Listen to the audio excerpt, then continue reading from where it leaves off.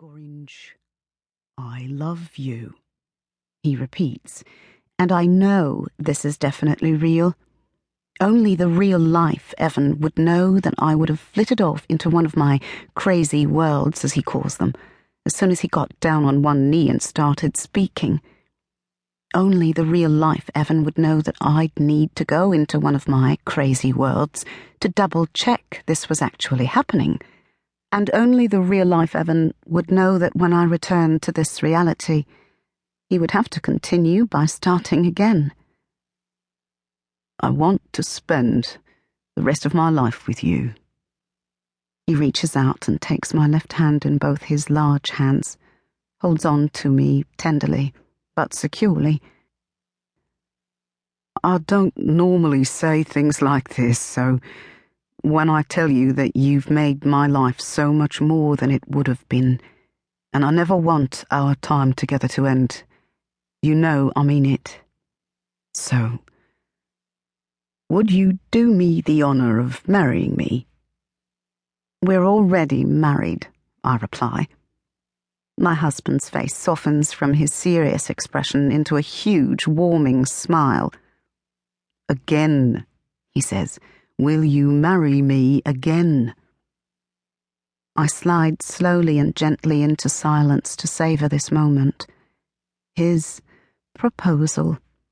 I was robbed of one the last time around, but this proves he wants to be with me forever. Yes, he's already committed to it by marrying me, but he actually wants to do it. Last time, it was all rather ambiguous and necessary when we decided to do it. January 1997. We'd been lying, fully clothed, side by side on the bed in his small London flat, staring at the ceiling. I'd just told him that the morning after pill I'd taken after the condom split hadn't worked, and I was pregnant. A missed period and 3 tests had told me so. I'd waited until we were horizontal to break the news, because I suspected he'd fall over. Oh, okay, he'd said, before sighing a deep, slightly mournful sigh of resignation and defeat. I'd sighed too, knowing what he meant, how he felt. It wasn't terrible news. It wasn't even bad news. It was just life-changing and unexpected. I wasn't ready. I was sure he wasn't either. But here we were, ready or not. A baby was on its way. We should probably get married, I'd stated. To stop our parents freaking out, he'd replied. Because they would, I'd said. Freak out, yeah. Yeah. Evan didn't realize that when I said should probably, I meant have to. If it was just about me, I wouldn't have cared. I wouldn't have minded not getting married. But after what had happened to our family a few years earlier, what I had put my parents through, I could not do this to them as well. I could not add unmarried mother to my list of crimes. I had to show them that I wasn't who the world thought I was.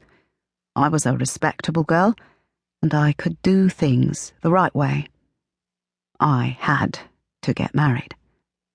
It's not as if we weren't going to get married at some point anyway, Evan had said, trying to rescue the situation by sounding positive. We might as well do it now. Yeah, I suppose, I'd replied. And 6 weeks later we were married, and that was that. No romance, no story to tell and retell. There wasn't even an engagement ring to show off. Ever since then, I've had a niggling doubt about where we would be if we hadn't been married at the wrong end of a shotgun. Without doubt, if he knew Serena Gorringe at the end of the 80s, if he knew the person who was all over the papers and who had been accused of something terrible, he would not have married me. But he did not know her. He met and got to know the real